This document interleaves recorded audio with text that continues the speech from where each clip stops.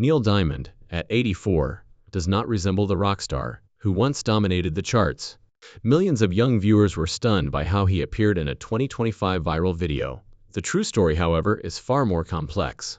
Diamond's life was far from the innocent persona he presented, from carrying a loaded gun for protection to having connections to the mob that almost ended his career.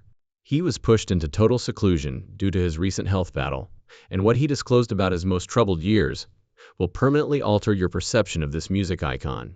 On January 24, 1941, Neil Diamond was born in Coney Island, Brooklyn. His parents were Jewish and had Russian and Polish ancestry. In the hopes of a better life in America, their families had fled persecution. Above a store, the Diamonds occupied a little apartment. Outside, the streets were bustling with the sounds of cellars and the briny Atlantic wind. Akiba Kiev Diamond, Neil's father, was a dry goods merchant.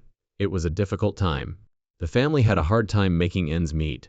Neil shared a room with his brother and dressed in second-hand clothing. Nevertheless, they were strengthened by their Jewish religion.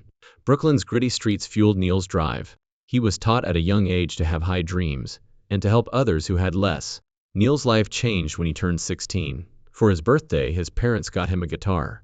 It was only $9, but it was a game changer. Neil wrote "Hear the Bells," his debut song, on the same day. At the time, he attended Erasmus Hall High School. He started making music out of his emotions there, in his tiny bedroom. The struggles and aspirations he witnessed around him were reflected in his songs. Despite being inexpensive, the guitar sowed the seeds for a future that few could foresee. Neil was in the chorus at school. Barbra Streisand was a classmate of his. Although they hardly knew one another at the time, both would go on to become famous. Barbara's voice was distinctive. Neil was bold and self-assured and kept to himself, creating songs in silence. The stage was shared by both of them. They had no idea that they would eventually perform a well-known duet together. Neil was more than just a musician. He was awarded a scholarship at New York University to study fencing. His goal was to become a doctor. Therefore, he studied pre-med, but he left when he was only 10 credits away from graduating. His love of music was too strong to ignore. His parents were devastated by the decision. Neil's heart was set, but they had hoped for a safe future for their son. For a dream with no assurances, he sacrificed stability. His first music employment was at Tin Pan Alley's Sunbeam Music. He wrote songs for unknown artists and made $50 a week. It was a difficult task. His tunes were mostly ignored. Nevertheless, he developed his ability to write fast and witty. He was repeatedly rejected, but this ordeal gave him the talents that would eventually make him a household name. Neil hired a small storage room above Birdland nightclub after leaving Sunbeam. It was noisy, cold, and empty. He installed a payphone and bought an upright piano for $30. He only spends $35 a day on a cheese sandwich, Coke, and perhaps some candy. He was not broken by the loneliness, the loudness, or the hunger. They strengthened him. He gave his everything to his music. He barely made ends meet for nearly 7 years, selling only one tune every week. People said his songs were overly wordy, publishers close. While he remained in the background, friends were successful. Neil, however, was unwilling to alter his approach. His truth was in his music. He would not give up no matter how many times he failed. Neil tried recording as Neil and Jack before he became famous. Their singles didn't do well. He joined with Columbia Records as a solo artist. His first single didn't work out. They let him go. However, Neil continued. Everywhere he could, he continued to write. Magic ultimately occurred in his small room above Birdland, on buses, in rented locations, and in that small chamber. He published Solitary Man in 1966. The song rose to the 55th position on the Billboard Hot 100. Diamond was not even aware at the time that the song's lyrics mirrored his own isolation as a failing performer. He didn't realize the song was truly about himself until years later, following Freudian analysis. He quickly became a rising celebrity after writing Cherry Cherry, which rocketed to number 6. The long hours he spent cooped up in that small space, fighting through his loneliness and pursuing his aspirations, inspired both songs. He discovered his voice away from the Brill Building's pressure. Diamond joined Bang Records in 1965. Bang wasn't just any label, but it appeared to be a big break. Burt Burns, its creator, was closely associated with dangerous people. A .38 handgun served as the label's quiet warning about the world Diamond was about to enter. Later, he said that several men with broken noses were assisting in getting the albums played. Not all of these males were tough-looking.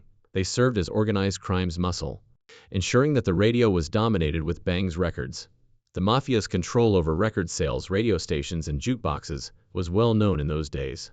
DJs performed what they were instructed to. Competitors were wise enough not to get involved. Diamond still talks uneasily about those years. Bang Records was one of the clearest illustrations of the mob's pervasive influence. He's seen the darker side firsthand as Diamond's records got successful. His singles were copied by bootleggers in New Jersey. Burns did not employ attorneys. He dispatched his guards. Those bootleggers ended up with fractured legs, Diamond recalled. The mob did it that way, quick and vicious.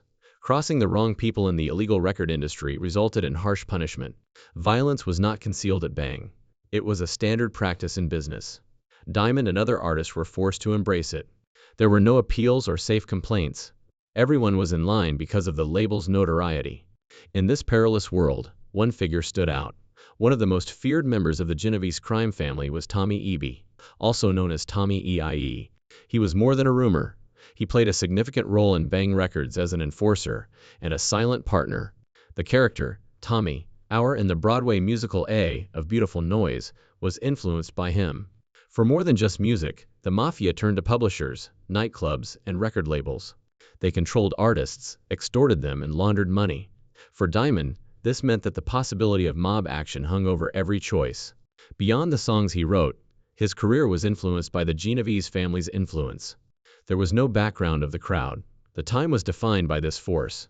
Diamond wanted to leave by 1967, but it wasn't simple. The threats turned into intimate ones. He was alerted by friends that the FBI had discovered he was being pursued by the Mafia. For protection, he carried a loaded .38.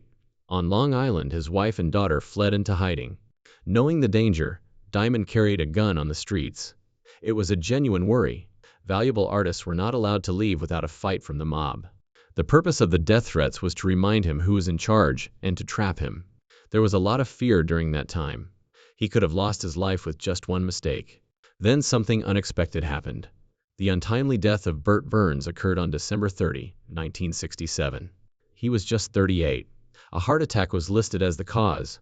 Burns has experienced cardiac problems since he was a young child, but the timing was suspicious. He has a lot of opponents in the mob and in music. After his passing, Bang Records was in disarray, which made it possible for Diamond to eventually go away. The legal battle continued, tight and acrimonious. However, Diamond was free by March 1968. Burns's passing seemed like a warning and a way out. People still question if the mob had anything to do with what actually transpired. A song that altered everything marked the beginning of Neil Diamond's path to superstardom. He was a young, inexperienced lyricist in New York in 1966 who was attempting to establish himself. Fueled by his personal heartache, he wrote "I'm a Believer" one night. It was recorded by the television band, The Monkees. November 1966 saw the release of the song. It became popular right away. It immediately soared to the top of the Billboard Hot 100, where it remained for 7 weeks. It became one of the biggest hits of the 1960s and sold over 10 million copies worldwide. The Monkees became well known due to the song's popularity. Additionally, it brought Neil Diamond to the attention of the music industry. All of a sudden, people sought his tunes. When Smash Mouth recorded the song for the Shrek movie decades later, it was given a new life. It won over an entire new generation, demonstrating that Diamond's brilliance was ageless. Neil Diamond's debut album was released in the same year. In August 1966, it was released under the title, The Feel of Neil Diamond. He was more than simply a man behind the scenes, as this record demonstrated. Cherry Cherry and Solitary Man, 2 of his songs, became successful. His first charting track, Solitary Man, quickly became a concert favorite. According to the Billboard Hot 100, Cherry Cherry rose to number 6. His reputation as a musician with his unique sound was shaped in part by these tunes. He created a new and authentic fusion of pop, rock, and folk. That year, he made 2 appearances on Dick Clark's American Bandstand. He performed for millions of people, many of whom became fans. The success of the album showed that he wasn't only prepared for the composing room, but also for the limelight. By 1967, Diamond's desires went beyond popular tunes. His goal was to write music that resonated with him. He had achieved success at Bang Records, but not the freedom he desired. He was frequently advised to limit himself to straightforward pop songs. that didn't convey his true emotions. When he joined with Uni Records at the end of 1967, that changed. This was a unique deal. It allowed him to record, write, and produce anything he desired. Now he could use his music to explore intense emotions and intimate tales. His subsequent CDs demonstrated his development as a performer. His songs discussed loneliness, love, and self-discovery. This action permanently altered his career. Other vocalists were also motivated to strive for the same freedom by it. Although it was a risk, it helped him get respect as a real artist, as well as a vocalist. Diamond discovered the sound for which his fans would always recognize him. As the 1960s came to a conclusion, and the 1970s got underway, he published Sweet Caroline in 1969. Caroline Kennedy was in mind when he penned it. People wanted to sing along with the song because of its well-known Bob chorus. It was soon being performed at gatherings and sporting events. It began to represent enjoyment and community, particularly during Boston Red Sox games. With Cracklin' Rosie, he delivered fans another hit in 1970. On the Billboard Hot 100, this song, about a Native American tribe's favorite wine, peaked at number 1. It was his first performance to reach the top of the charts. These songs demonstrated Diamond's ability to compose heartfelt music. They united people and transcended generations. Pop music was evolving at the time. The time of Frank Sinatra was coming to an end. The style of Elvis Presley was changing. Neil Diamond filled a void in the American music industry. Older listeners who enjoyed traditional pop found his tunes appealing. Younger listeners who desired something fresh yet recognizable were also addressed. His style, according to some detractors, was too safe. Fans, however, disagreed. His shows were packed. They purchased a great deal of his records. Neil Diamond rose to fame by appealing to both young and old. Neil Diamond created history in 1971. He agreed to a $5 million contract with Columbia Records. This was unheard of at the time. That would be more than $35 million in today's currency. Up until that time, it was the largest recording deal ever awarded to an artist. However, money wasn't the only factor. Diamond had unique creative control as a result of this agreement. He has the option to select his own producers. He was able to mold his own voice. The label will no longer meddle. The music industry was rocked by Diamond's deal. After witnessing his work, other artists began to want the same. The music business would change drastically. Additionally, this agreement allowed Neil to pursue some of his most ambitious endeavors. The 1973 soundtrack to Jonathan Livingston Seagull was one of those endeavors. Diamond gave the music his all-being. The movie itself didn't work out. At the movie office, it barely brought in $2 million, but the soundtrack was a different story. According to the Billboard charts, it peaked at number 2. Over 10 million copies were sold globally, with 2 million of those sales occurring in the United States. For the score, Diamond received a Golden Globe and a Grammy. His performances began to revolve around the music. The emotive melodies and lush acoustics were adored by the audiences. The song proved that Diamond was capable of more than just pop smashes and outlasted the movie. Trouble was brewing behind the scenes, though. Paul Bartlett, the film's director, and Diamond had a falling out. Bartlett's decision to remove a large portion of Diamond's music from the film infuriated Diamond. He took the issue to court because he believed it had damaged his work. 1 Diamond. The court mandated the return of 3 songs, Anthem, Prologue, and Dear Father, as well as 5 minutes of his score to the movie. It did not make Bartlett happy. He said Diamond's music was too smooth, and that his haughtiness was a cover for insecurity. Diamond was resentful of the fight. He declared that without complete creative autonomy, he would never work on another film. But Hollywood still desired him. He received offers for important performing parts. He declined offers to play the lead in Lenny 1974 and Taxi Driver 1976. Since 1968, Diamond has been coached in acting. Nevertheless, he felt uncomfortable on movie sets. He once remarked that he felt completely lost. He was so shaken by the Lenny audition that he sought therapy. He was completely aware of himself. He wouldn't do it for attention alone. He desired to be authentic. He only consented to play a version of himself as the jazz singer later because of this. Diamond achieved something that no rock star had ever done before in 1972. He performed in 20 Broadway one-man shows at the Winter Garden Theater. Every performance at the 1,600-seat theater sold out. That was the first time a rock star had done that since the 1930s, when Al Jolson did it.